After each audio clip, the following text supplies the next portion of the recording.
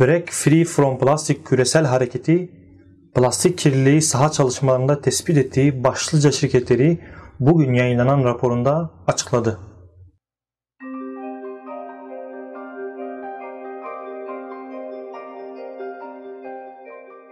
Plastikten kurtul olarak da tercüme edilebilecek Break Free from Plastic hareketi, dünyadaki plastik kirliliğini sonlandırmak için 1279 örgütün bir araya geldiği bir küresel hareket durumunda. Küresel plastik kirliliğine bütüncül olarak yaklaşan plastikten kurtul hareketi, çareden ziyade önleme odaklanarak ve etkin çözümler sunarak sistemik bir değişim gerçekleştirilmesi gerektiğini savunuyor. Plastik kirliliğinden plastik paketleme malzemelerini çoğu zaman gereksiz ve bir kullanımlık olarak piyasaya süren şirketlerin sorumlu tutulmasını isteyen Plastikten Kurtul Hareketi, 42 ülkede gönüllülerle beraber yaptığı temizlik çalışmalarında topladıkları plastik atıkların markalarını tespit etti ve çalışmaları sonucunda en yüksek plastik kirliliğine sebep olan şirketlerin isimlerini açıkladı.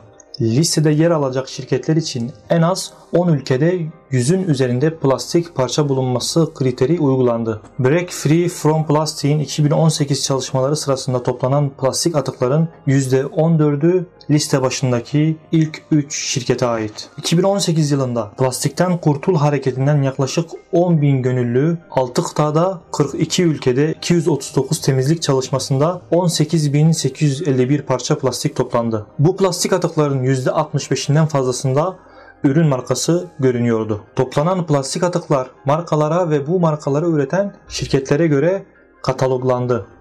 En büyük plastik kirleticileri Coca-Cola, Pepsi, Nestle, Danone, Mondelez, Procter, Unilever, Van Melle, Colgate, Palmolive olarak belirlendi. Videonun açıklama kısmında bu şirketlerin sitelerine girerek derlenen Türkiye'de sattıkları ürünlerin listesini bulabilirsiniz. Listede yer alacak şirketler için en az 10 ülkede 100'ün üzerinde plastik parça bulunması kriteri uygulandı. İlk 3'te Coca-Cola, Pepsi ve Nestle yer alırken Coca-Cola ürünlerine 42 ülkenin 40'ında ve 239 temizlik çalışmasının %75'inde kıyılarda, parklarda ve sokaklarda Coca-Cola ürünlerine rastlanıldığı bildirildi. Rapor şirketlerin ürünlerinin yaşam döngüsü boyunca yarattıkları etkinin ve ambalajlarının sorumluluğunu üstlenmesi gerektiğine vurgu yapıyor. Plastikten Kurtul Hareketi'ne göre şirketler ve markaların plastik kirliliğine sundukları çözümlerin birçoğu küresel geri dönüşüm oranlarının düşük olmasına rağmen ambalaj toplama ve geri dönüşüme odaklanıyor. Şirketlerin bu çöp ve temizlik mesajları bireysel tüketiciyi plastik kirliliğinden sorumlu olduğuna ikna ediyor. Oysa sorumluluk sürdürülebilir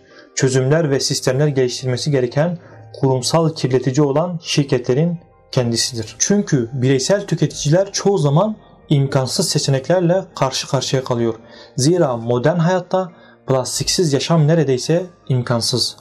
Rapor, bireysel tüketicilerin bu durum karşısında suçluluk duyarken şirketlerin ambalajlarının yarattığı kirlilikten hemen hemen hiç sorumlu tutulmadığını ve bireylerin derhal şirketlerden gıda, içecek ve kişisel bakım ürünleri için plastik içermeyen ambalaj ya da çok kullanımlık ambalajlar talep etmelerini gerektiğini hatırlatıyor. Özetle plastik kirliliği krizini durdurmak sadece tüketicilerin değil şirketlerin de sorumluluğundadır. Bu plastik kirliliği krizinden geri dönüşümle çıkamayız. Şirketler plastik ambalajlara ihtiyaç duyulmayan bir sistemi hayata geçirmek zorundadır. Raporda yer verilen bazı bilgiler bu krizden sadece geri dönüşümle çıkamayacağımızı ortaya koyuyor. Çünkü küresel plastik üretimi yılda 320 milyon metrik ton civarında. 1950'lerden bu yana toplam 8.3 milyar metrik plastik üretildi. Kısa süre önce yayımlanan bir araştırmaya göre 8.3 milyar metrik tonun sadece %9'u geri dönüştürüldü. %12'si yakıldı ve geri kalan yaklaşık %80'i çöp alanları, denizler ya da doğaya dağıldı. Plastik üretiminin önümüzdeki 10 yıl içinde %40 artması bekleniyor. Son günlerde ülkemizin gündeminde olan plastik poşetlere gelince, yılbaşından sonra plastik bir poşetin asgari 25 kuruşa satılacağı söyleniyor. Bu kararın çevreyi korumaya yönelik mi olduğu yoksa bir gelir kaynağı olarak mı düşünüldüğü muamma doğrusu. Bizler şirketleri derhal aşırı ambalaj yapmayı durdurmaya, ürün dağıtım sistemlerinde atığı azaltan ya da tamamıyla ortadan kaldıran bir şekilde yeniden tasarlamaya ve doğaya pompaladıkları plastik kirliliğin sorumluluğunu almaya çağırmalıyız. Hepimiz aynı geminin yolcularıyız.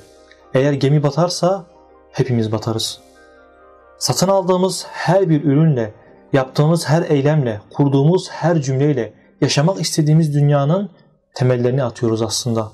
Bunun farkına vardığımızda dünyayı daha güzel bir yer haline getireceğiz.